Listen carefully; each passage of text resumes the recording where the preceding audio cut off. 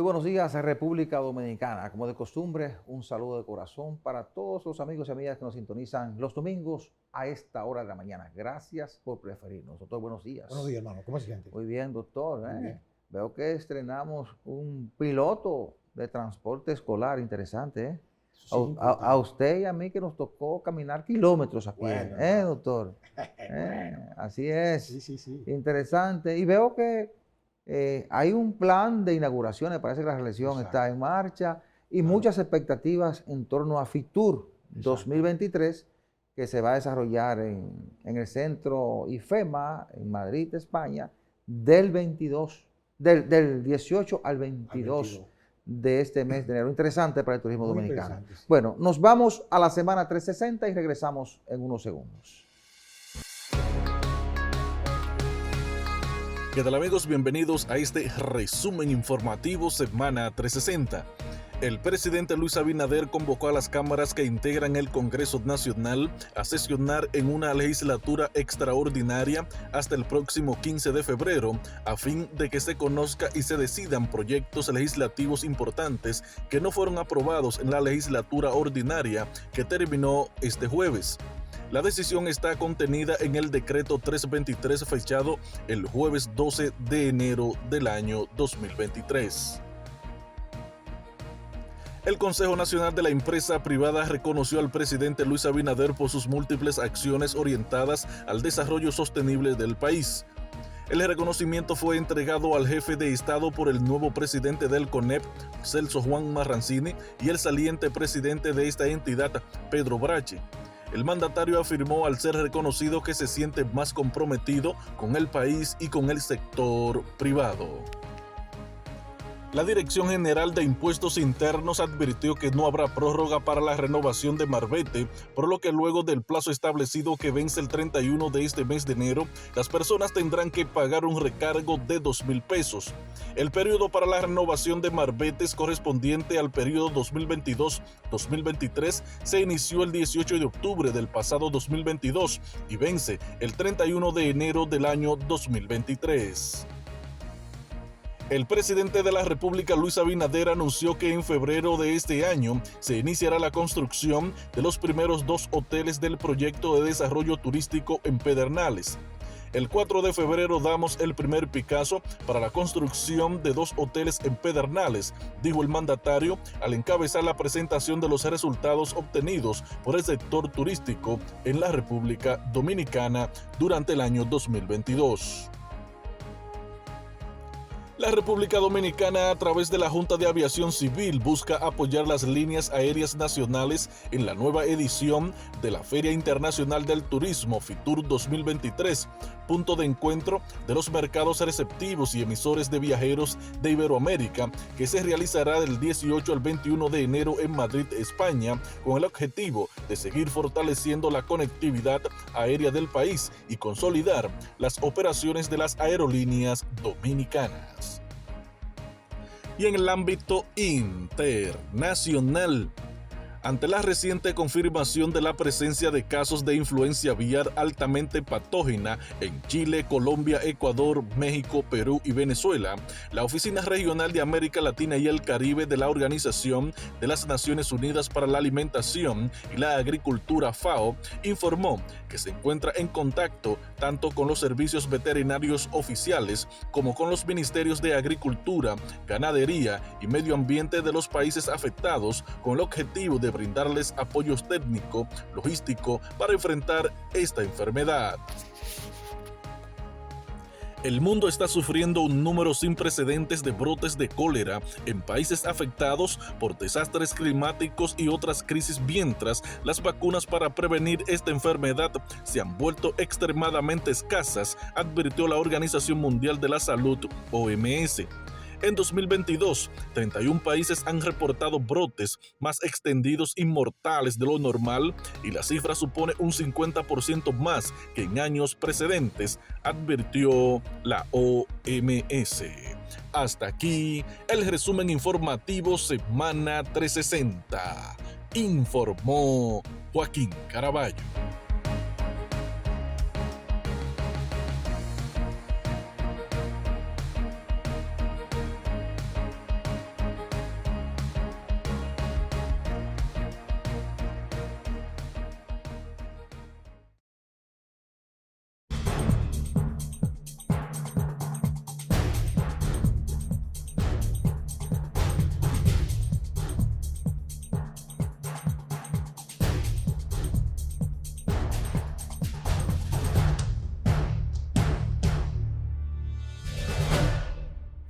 Bien, el año nuevo nos está trayendo cosas buenas, doctor. Exacto. Se ha puesto en marcha un plan piloto para transportar a los estudiantes de la educación pública. Importante porque cientos de miles de niños, o millones, ¿verdad?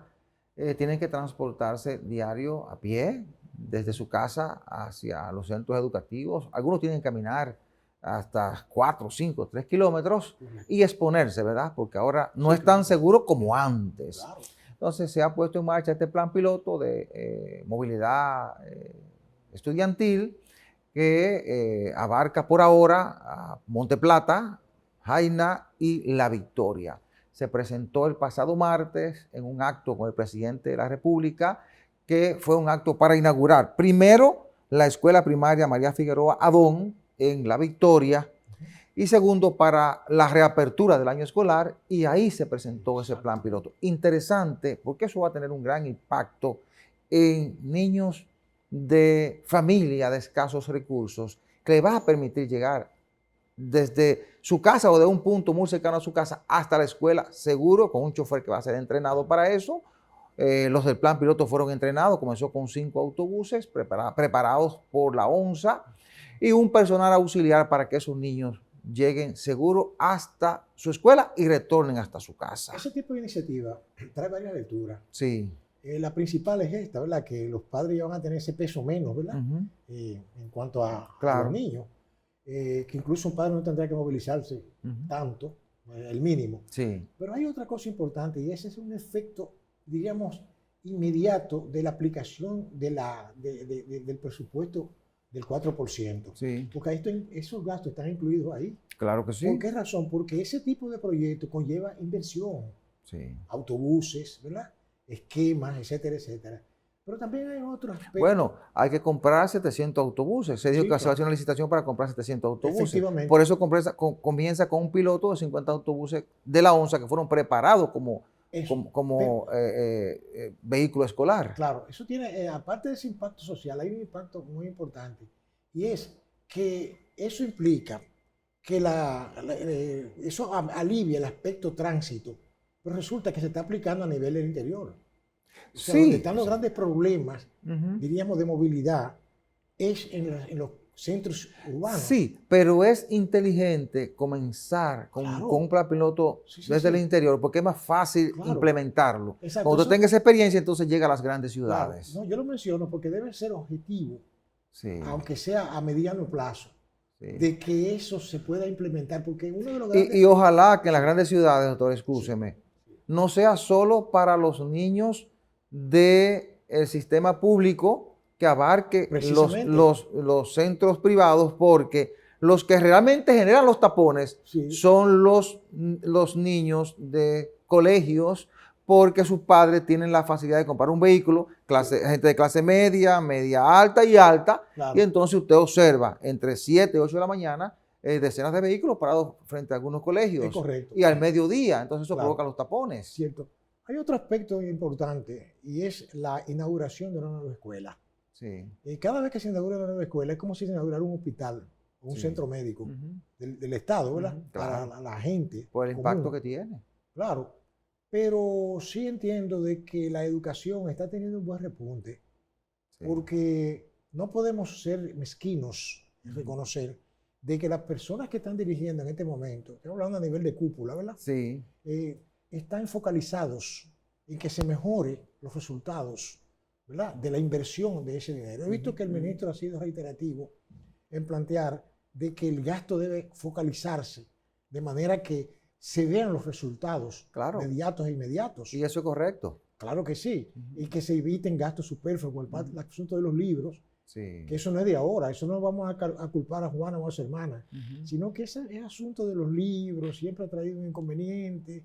Se ordenan 100.000, nada más se entregan 10. Ese tipo de cosas habría que quedar en el pasado ya, creo yo. Bueno. Pero yo creo que hay un movimiento en la educación pública que es importante y que propende, a mi modo de ver las cosas, a la mejoría, porque necesitamos que la educación tenga su inversión. Bueno, los que dirigen tienen la gran responsabilidad de responder a la sociedad. Y la sociedad ha reclamado en los últimos 12 o 15 años, Claro. la transformación de la educación pública en República Dominicana, o de la educación. Sí. Por eso, recordemos las famosas marchas de las personas con las sombrillas amarillas. Exacto. Ese fue un reclamo de decenas, luego miles de personas, de que se estableciera un porcentaje del Producto Interno Bruto para la educación. Ahí está, 4% del PIB para la educación. ¿Sabe por qué tuvo éxito? Pero ¿por qué esa demanda? Porque se necesita, se requiere de una educación de calidad. No es simplemente la asignación de los fondos. Cierto. Y ahí está la responsabilidad de las autoridades. Claro. Trabajar para que ese 4% se aplique bien y que los resultados sean la calidad de la educación que están recibiendo nuestros niños, cierto, que se vea manifestado en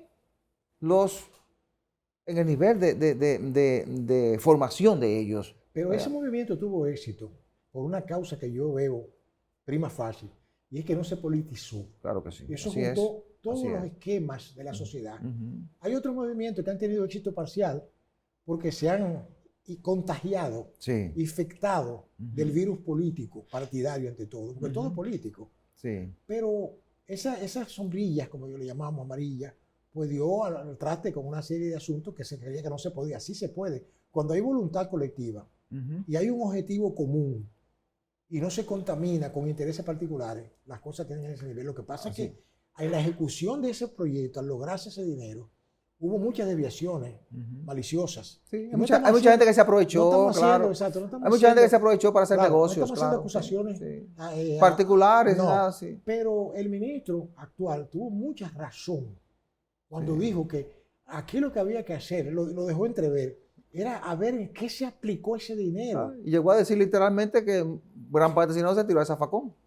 ¿Usted comprende? Entonces, eso es así, porque es un dinero que nos duele a nosotros. El gobierno no tiene un centavo. Bueno, pero somos nosotros que los aportamos con nuestros impuestos. Es que el dinero. Mire, yo una vez le hice... Y nadie debe molestarse porque uno reclame buena aplicación de ese presupuesto. Una vez yo leí sobre un presidente americano que dijo, el dinero es de la gente, no es del gobierno. El gobierno que está ahí para administrarlo. Y dependiendo de su sabiduría para administrarlo y manejarlo, tiene éxito su aplicación. Así es. Es decir que uno entiende de que las cosas, la experiencia se va tomando, de las cosas mal hechas, uno va avanzando hasta que aprende y evita. Y uno no puede ser mezquino, ¿verdad? Claro. Se hicieron cosas, pero hubo gente que se aprovechó.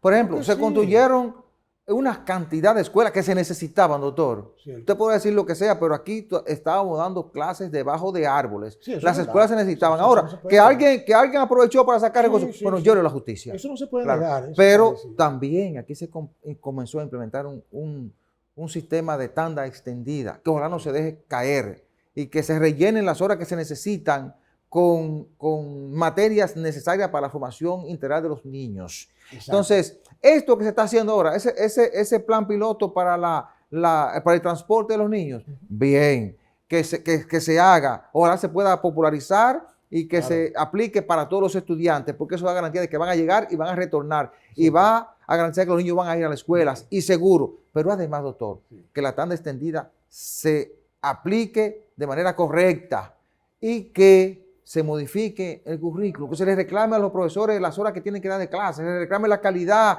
A fin de cuentas, lo que queremos es educación de calidad y que haya eficiencia en el manejo de los recursos. Mire, precisamente sobre eso quería insistir, en la tanda extendida. Eso fue un proyecto muy bueno. Claro. Porque ese proyecto, diríamos, suplió una serie de carencias que tenían, ante todo, la gente más humilde, la madre trabajadora, que no tenían forma de manejar eso. Garantiza que el niño va a estar estudiando. Claro. Y tenía unos componentes, para la alimentación, para el transporte, para la formación integral de los niños, que es fundamental. Ojalá que no lo dejen caer, sino que lo rescaten y lo amplíen. Eso le iba a decir. Por eso es que yo creo que la gente es electa a los cargos para que haga lo que tiene que hacer.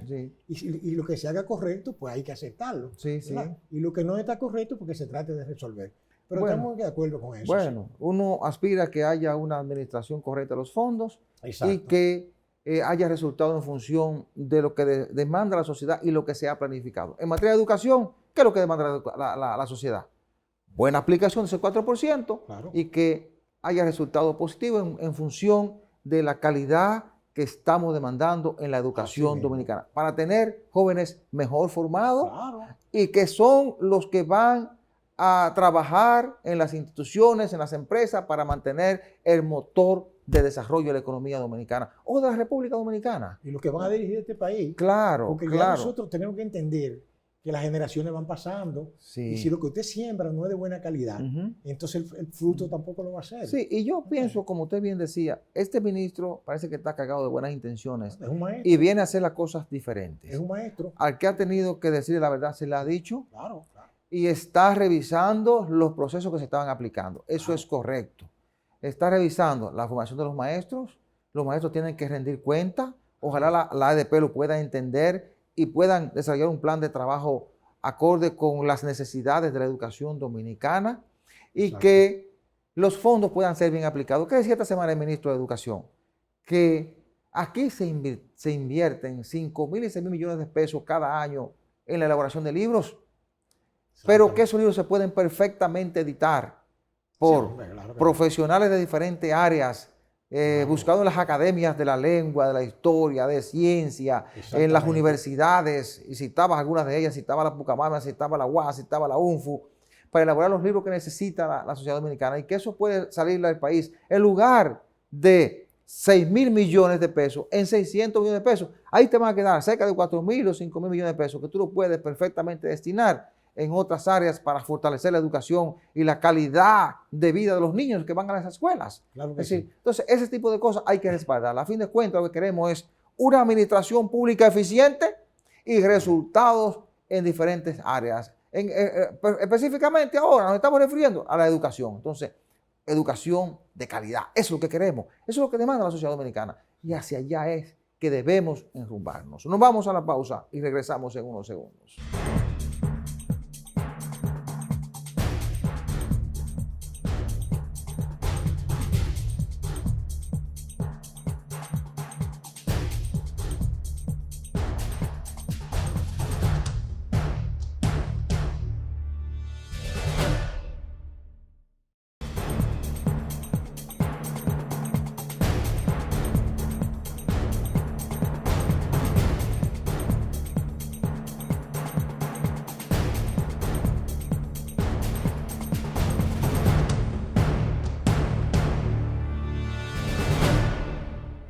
Gracias por continuar con nosotros. Permítanme recordarles que Farmacia Patrizo es la principal red de farmacias en Santo Domingo Este. Tiene su sede principal en la Avenida Venezuela 75 y sucursales en la Avenida España, próximo a las Américas, en la autopista de San Isidro, frente al periódico Diario Libre, en la Avenida Ecológica y en Ciudad Juan Bosch. Farmacia Patrizo, calidad y buenos precios. 809-592-1100.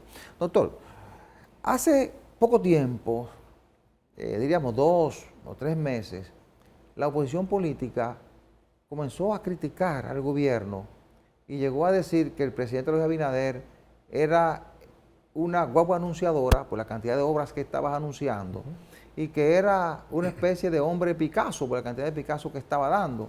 Y comenzaba a reclamarle al gobierno que no estaba inaugurando obras. Bueno, parece ser que de manera sabia, la gente del gobierno y también por cuestión de tiempo, había planificado que las obras se fueran concluyendo en el 2023. Y en diciembre pasado, el presidente del PRM, José Ignacio Paliza, que también es ministro administrativo de la presidencia, dijo que el 2023 iba a ser un año de inauguraciones. Y el presidente Abinader aprovechó y el pasado fin de semana se fue al norte del país, se fue a Santiago y Puerto Plata, a inaugurar obras, que parece ser el inicio de eso que anunció José Ignacio Paliza en diciembre. Y ahí el presidente dijo que comenzaba esas inauguraciones y no se paraba durante todo el año. Es decir, que parece ser que el gobierno ha concluido una gran cantidad de obras y que la tiene planificada para ir inaugurando semanas tras semanas o mes tras mes, y que eso puede ser la plataforma del proyecto de continuidad de Luis Abinader y del Partido Revolucionario Moderno. Mire, yo observando cómo es la política criolla, me doy cuenta de que muchas veces cuando un grupo político fundamenta diríamos, sus aspiraciones en crítica a un punto específico, corre riesgo de quedarse sin discurso. Si eso pierde actualidad, me hago entender. Ese es un riesgo, sí. Exacto. Por ejemplo, se le mete fuego al gobierno actual por el asunto de la inflación y los precios. Pero por ahí anda circulando, por ejemplo, un video en las redes de cómo está la cosa en Estados Unidos, en donde una libra de carne está costando 40, 50, 60 dólares, Sí. 2 libras de carne específica, esto, lo otro. Entonces, pero venga, ¿cómo es posible? Digo, usted traduce eso a peso, tú dices, bueno, allá es con dólares. Sí, pero usted gana dólares allí, pero tiene que pagar en dólares. Así es. Y aquí entonces lo que veo es que eso de los precios, sabemos que en el mundo entero es una constante. Hay un nivel de inflación impactado por el asunto de las guerras, por el asunto de la baja productividad, por el impacto de las pandemias y una serie de factores que conllevan. Y va a ser un tema de campaña de la Exacto, inflación. pero corre el riesgo, el que usa ese tema como campaña, Sí. de que se le pueda desvanecer ese ISU, como le llaman los tratadistas. No, y la gente, o una buena parte de la población, puede entender que es una manipulación para buscar votos en un proceso electoral. Claro, pero si usted me señala a mí de dónde yo estoy fallando, entonces yo trato de resolver eso, Sí. aunque sea momentáneamente. Por eso hay que tener cuidado en el discurso. Es lo que le digo. Mucho Entonces, cuidado. por ejemplo, el gobierno podría, como el gobierno mete tanto dinero, no estoy con esto haciendo Sí. ningún tipo de recomendación, sino una opinión, Sí. como ciudadano del común.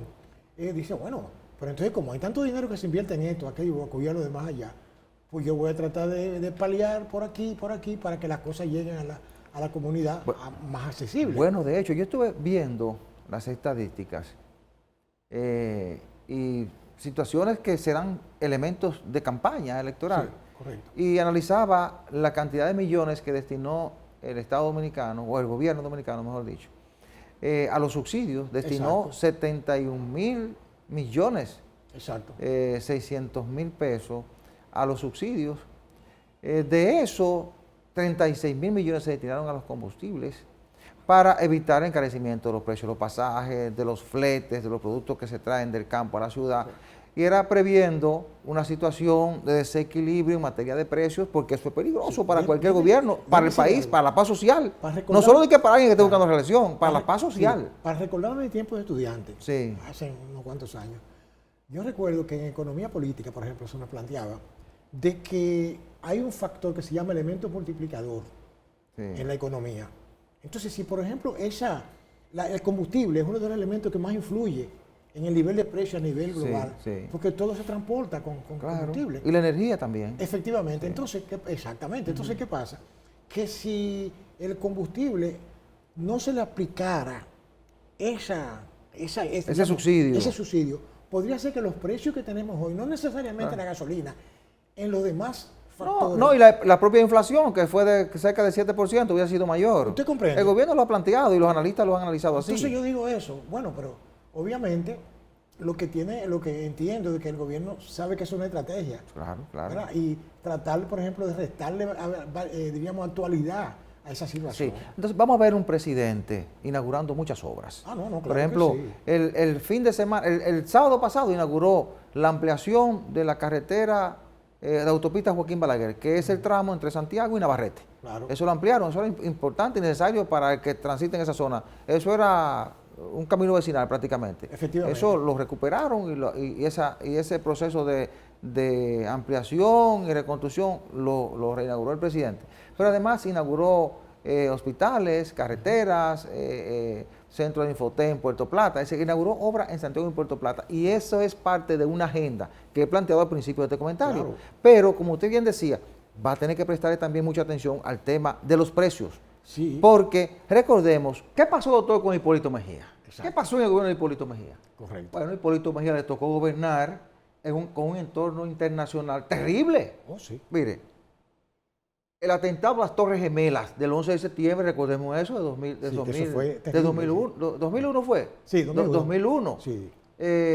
Eso provocó, primero, una reacción de Estados Unidos a Medio Oriente que disparó los precios de los combustibles. Sí. República Dominicana tuvo que comprar petróleo al precio que le vendieran en alta mar.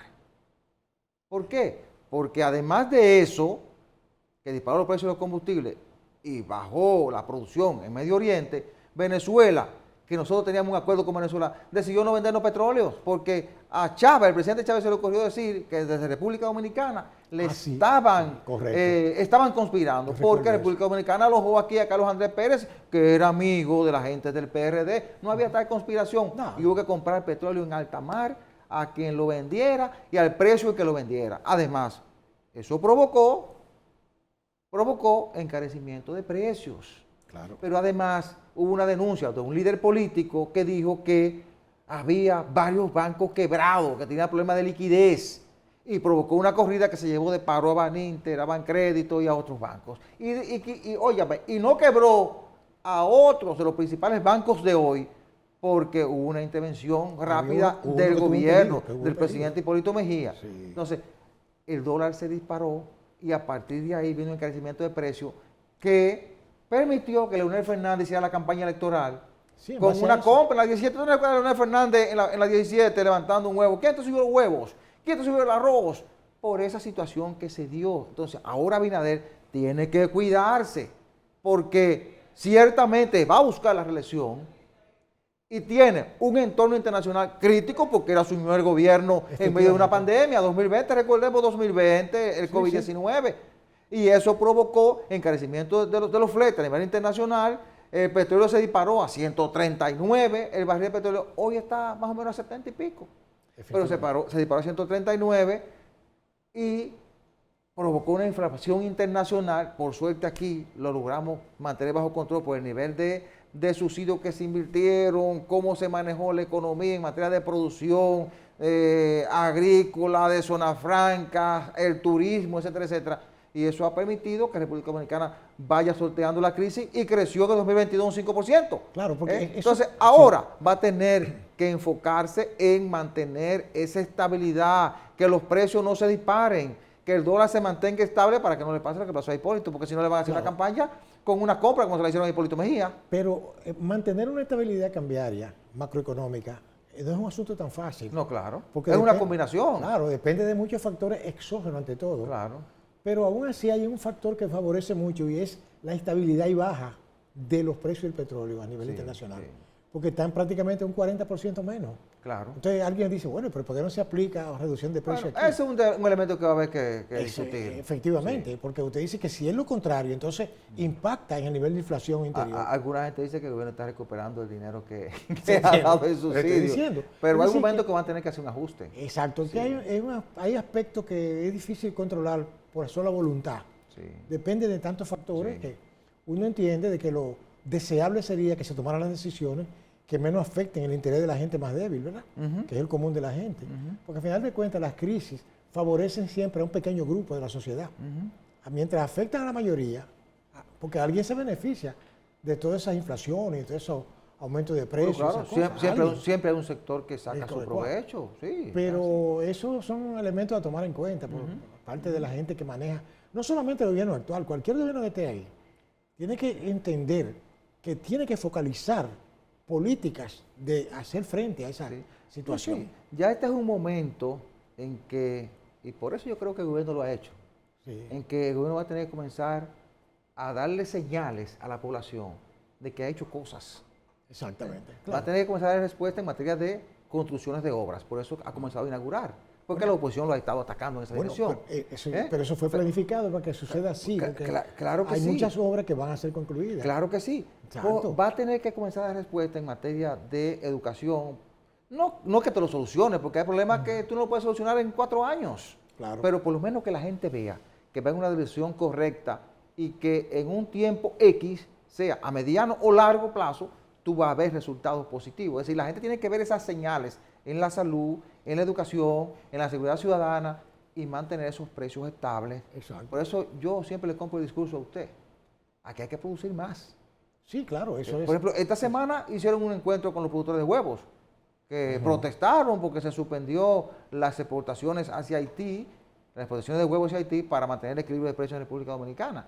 Claro. Pero lo que se acordó ahora fue que se va a mantener en 15 días, se va a apoyar el sector para que produzcan más, para exportar aún más. Aquí lo que hay que hacer es eso, producir más, en diferentes áreas para seguir exportando, porque tenemos buenos mercados. En el Caribe tenemos un vecino que que necesita muchos productos. Recuerde que en materia de balanza comercial, balanza de pago, es más fundamental exportar que importar. Claro que sí. Porque exportar implica recibir divisas, y importar, sacar divisas. Así es. Entonces, cuando hay un equilibrio, o sea, hay un diferencial, que hay más divisa que más de lo que entra en divisa que lo que sale, eso es favorable a la estabilidad económica interna, macroeconómica. Sí. O sea que se entiende que debe fomentarse, pero también hay que priorizar el consumo interno también. Claro que sí. Porque siempre producir más para que haya autosuficiencia alimentaria. Efectivamente. Y ese excedente, entonces, exportarlo para generar esas divisas, como usted dice, que eso es riqueza. Eso es así. Además, tenemos un sector turismo pujante, que lo vamos a analizar más adelante, que te demanda 58.000 o 60.000 millones de pesos cada año en productos. Ese es un mercado que también tenemos ahí. Oye, no es fácil. Sí, así es que a partir de ahora preparémonos, ¿verdad? Porque lo que viene es duro en materia de batalla electoral, porque la campaña realmente comienza ahora, independientemente que la Junta tiene plazo de que es en octubre, pero hay que elegir candidatos en octubre, hay que montar las primarias, y a partir de ahí tenemos entonces las elecciones en febrero, y luego las de mayo, y luego una segunda vuelta si es necesario. Si es necesario. Es decir, hay que prepararse porque viene ya la competencia dura en materia electoral. Ojalá que eso no provoque una merma en los trabajos oficiales para que realmente la gente perciba resultados positivos, que a fin de cuentas lo que nos importa a todos. Nos vamos a la pausa. Claro.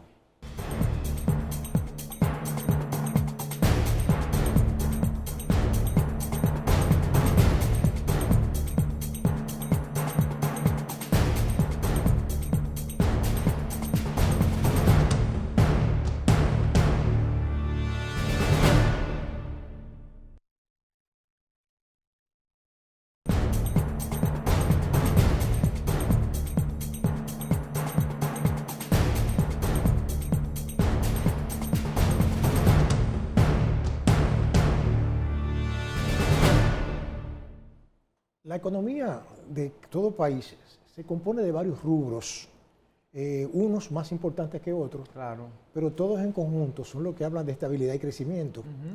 En el caso de nosotros, los dominicanos, hemos evolucionado de una sociedad agroproductora, ¿verdad? Agrícola, industrial, de exportación, ¿verdad? De productos, a una sociedad en donde hay una economía de servicios, y eso es indudable.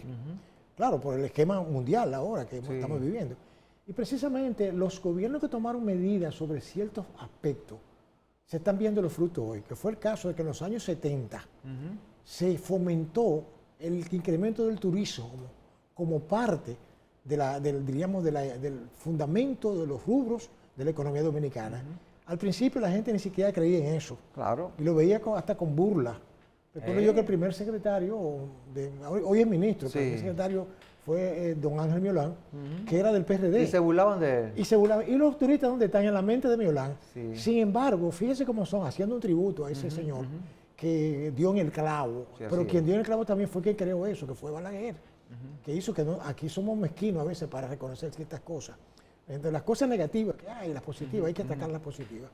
Sin embargo, fíjense cómo andamos hoy, que nosotros nos hemos convertido en un referente fundamental, no solamente diríamos a nivel de la región en donde estamos, sino a nivel del mundo. Es un esfuerzo conjunto, como usted dice, que viene de hace muchos años. Pero claro. Pero en los últimos gobiernos se ha apostado realmente al desarrollo del turismo. Que sí. Hoy República Dominicana se da el lujo de decir que el turismo le está aportando 8.5 millones de dólares, de 8.500 millones de dólares al año. Pero imagínense.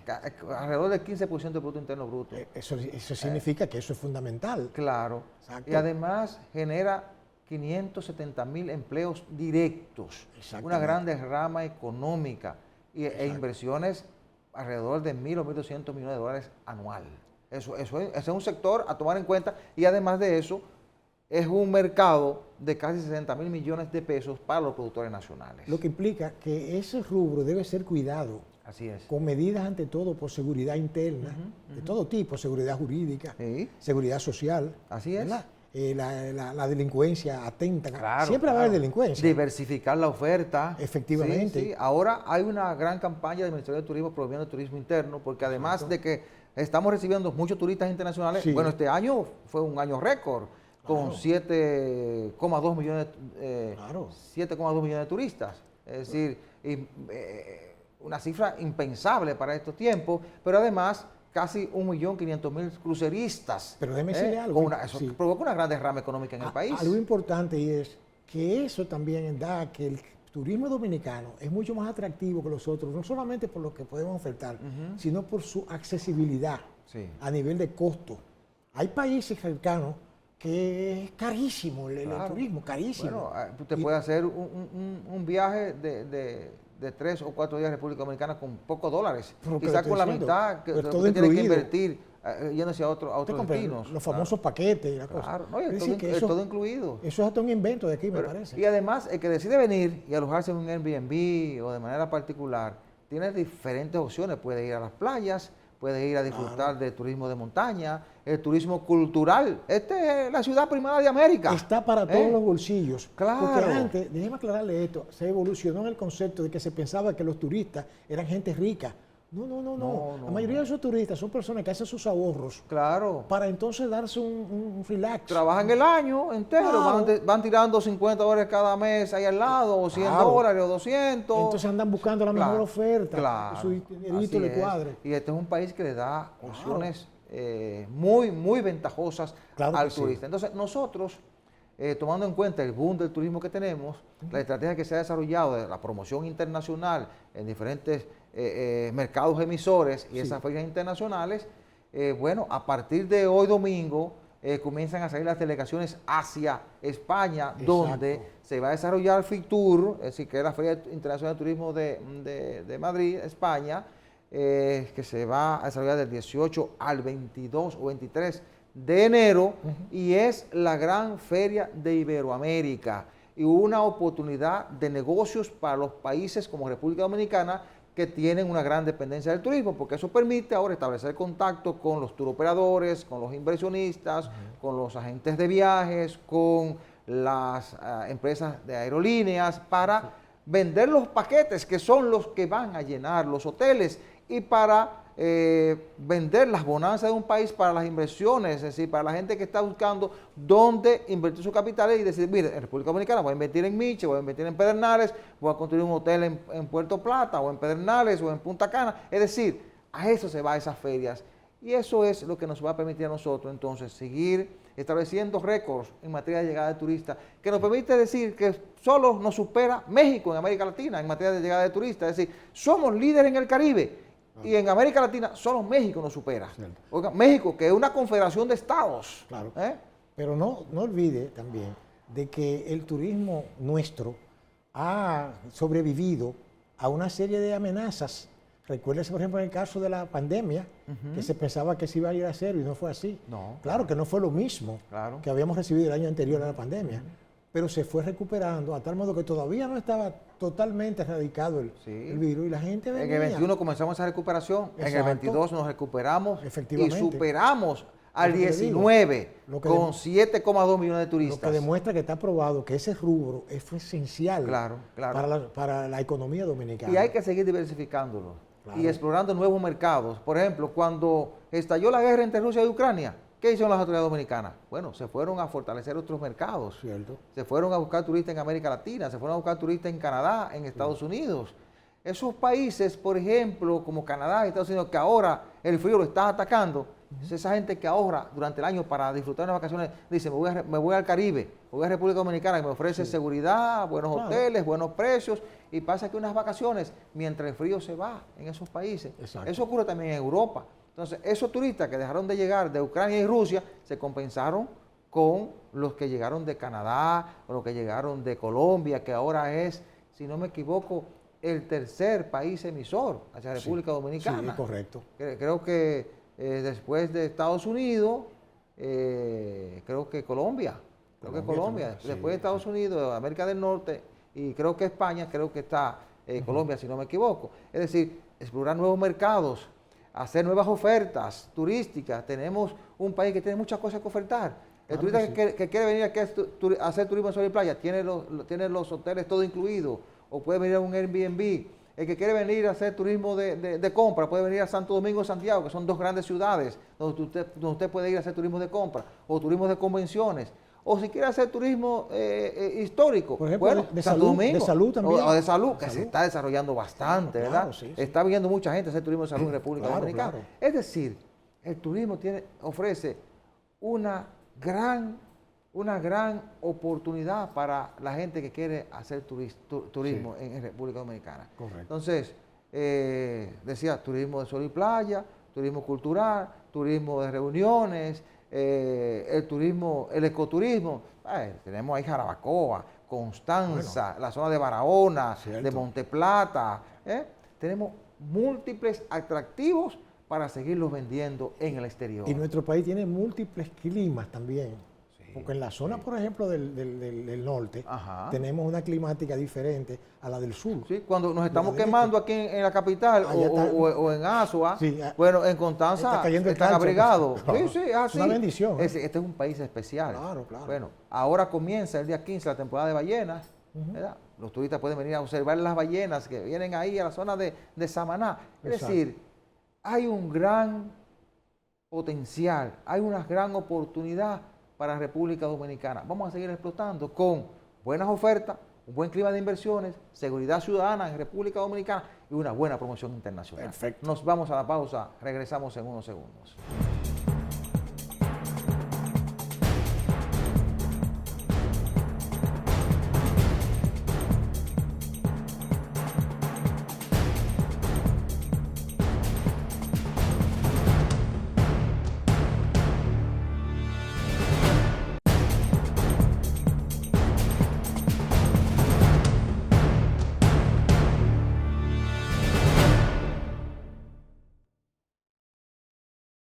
Gracias por continuar con nosotros. Permítanme recordarles que Farmacia Patricio es la principal red de farmacias en Santo Domingo Este. Tiene su sede principal en la Avenida Venezuela número 75, sucursales en la Avenida de España, próximo a las Américas, en la autopista de San Isidro, frente al periódico Diario Libre, en la Avenida Ecológica y en Ciudad Juan Bosch. Farmacia Patricio, calidad y buenos precios. 809-592-1100. Doctor, mire, ahora sí que está complicada la cosa en Haití. Correcto. Porque el pasado lunes en la noche concluyó el mandato de los senadores. Ya en Haití no hay presidente electo, no hay Congreso en funcionamiento, porque lo que quedaban eran 11 senadores y se les cumplió su periodo. No hay Senado abierto, no hay Suprema Corte de Justicia abierta. Es decir, las instituciones principales del Estado haitiano cerraron. Hay un primer ministro interino que lo nombraron cuando asesinaron al presidente Jovenel Moïse hace 1 año y 7 meses. Claro. Y bueno, el país ha caído en una especie de caos donde las bandas de delincuentes son las que controlan en gran parte del territorio haitiano y ahora peor porque no hay instituciones operando. Habrá que accionar con mucho cuidado en Haití. La comunidad internacional creo que ahora más que nunca necesita poner el foco en Haití para acompañarlos a que puedan convocar a un proceso electoral que les permita a ellos elegir autoridades municipales, autoridades legislativas, un presidente, para que entonces ese Congreso pueda elegir un primer ministro, porque es el Congreso el que elige el primer ministro haitiano. De manera tal que se pueda reencauzar el Estado haitiano, pero hay que acompañarlos, doctor. Claro. Si siguen dándole de lado al tema haitiano, puede estallar la gran confrontación armada que no ha estallado en estos días. Yo quiero hacer enfocar algo, que los factores que voy a mencionar están relacionados uno con otro. Por ejemplo, en mis estudios de Derecho, yo recuerdo que había una materia llamada Instituciones Políticas y Derecho Constitucional. Sí. El autor Maurice Duverger. Quizás eso no se usa hoy, pero en los tiempos que yo estudié, pues eso era fundamental, era una especie de Biblia de eso. ¿Qué significaba eso? ¿Qué se planteaba ahí? Que un Estado y una nación son dos cosas diferentes. Una nación es un conjunto de personas que tienen en común varios factores, no solamente lo racial, puede ser importante, pero no tan importante, pero sí tienen un pasado en común, ¿verdad? Tienen lo que se llaman lazos de solidaridad. Comparten un territorio. Efectivamente. Algunos no tienen territorio, en el caso de los judíos, que no tuvieron territorio durante mucho tiempo. No es por ahí que yo voy. Pero ¿qué pasa? Que el Estado es otro concepto. Esa nación jurídicamente organizada. Sí. Fíjese bien la definición. Con sus instituciones en funcionamiento. Nunca la voy a olvidar. Claro. Efectivamente. Entonces, Haití, a mi modo de ver, volvió a estar como estaba antes del 1 de enero de 1804, cuando ellos declararon esa sangrienta revolución que dio al traste con lo que había allí. Wow, se fue lejos usted, doctor. Exacto, claro, porque que volvieron atrás, porque Haití fue definido por tratadistas como un Estado fallido. O sea, ellos intentaron hacer un Estado. Sí. Tuvieron constitución, tuvieron leyes, pero eso no funcionó. ¿Por qué? Porque no tenían intereses en común. Y hay elementos sociológicos que se imponen. Es que Haití tiene más de 90 etnias africanas que piensan diferente, todos. Muchas de ellas enemigas entre sí. Y eso tiene su origen en la misma explotación de la esclavitud de los franceses de aquel lado. Sí. Sin entrar en detalles históricos, pero que son importantes. Entonces, al día de hoy, los haitianos no se pueden poner de acuerdo. No se van a poner nunca de acuerdo. Por eso yo digo que, te dirá, bueno, pero ¿cuál sería la solución? Se está clamando a la comunidad internacional. ¿Qué organismo representa a la comunidad internacional? La ONU. La ONU. Entonces, la ONU, sin embargo, se ha degradado en muchas cosas, porque la ONU se ha prestado a cosas que no van acorde con la filosofía que formó formal, que diríamos que permitió formarla en 1945, al término de la Guerra Mundial. Están esperando que un país en particular se encargue del tema haitiano. Porque ellos no tienen, exacto, ellos no interesa, porque la ONU también se ha degradado. Sí. Los dirigentes de la ONU, de cuando yo era muchacho, joven, eran personalidades que usted dice, wow, pero ellos están, todos esos grandes tratadistas. Pero después eso se popularizó, se chelchó, se llegó a chelcha. Y llegó un momento acá, hasta corrupción económica ha habido en esa ONU, con el asunto de Irak, con el petróleo que hicieron. Bueno, entonces lo que quiero decirle para aterrizar en lo de hoy, es que la ONU, sin embargo, tiene un aspecto jurídico esencial que no han querido hacerle caso. Solamente lo han utilizado cuando le ha convenido a ciertos países poderosos que la dominan. ¿Cuál es? El mandato.